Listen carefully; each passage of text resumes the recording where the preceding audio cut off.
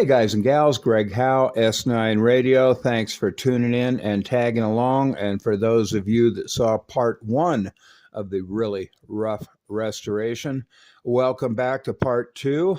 And this is a record breaking, really rough restoration. No, I wasn't trying to set any land speed records, but let me set the scene here.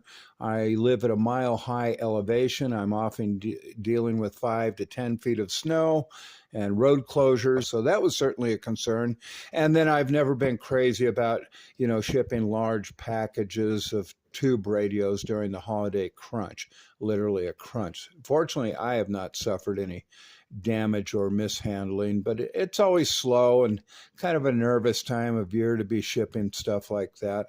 I was in a little bit of a push or a rush, but not like I was cutting any corners. But I thought, Tom just got this thing back from Florida. I'm in California. This thing made a round trip, coast to coast, arrived on the 24th. Of course, we had the Thanksgiving holiday, which I did not work. It was fully restored, tested, and arrived back to Tom in Florida on the December 3rd. So less than a 10-day turnaround.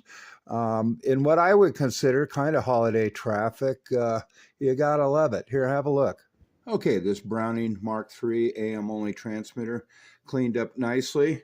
All of the 48-year-old electrolytic capacitors have been replaced with top shelf components throughout. Audio grade capacitors have been used in all of the audio circuits. These audio grade capacitors do a better job of holding their factory rated specifications across a broad range of temperatures, audio frequencies, and they're also constructed in such a way they reduce microphonics.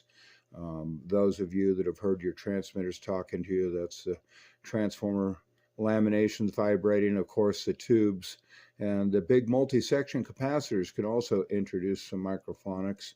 And that can kind of create a rumbly sound for those guys, those of you that really drive your sets hard. It's important to use some good audio capacitors for those of you that do like to run your mic gain a little hot and really get your station loud and proud.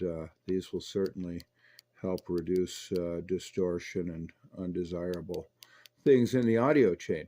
So anyways, next thing is to put her on air and solicit some comments from other radio operators and see how she sounds. I'm guessing it's going to sound pretty good. As mentioned previously, the owner has retubed the radio, and it looks like there's some pretty good quality tubes in there. So let's have a listen.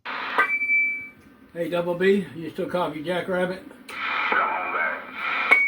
All right, we're going to do a real quick video here. I'm going to send this to the guy that works on my radio.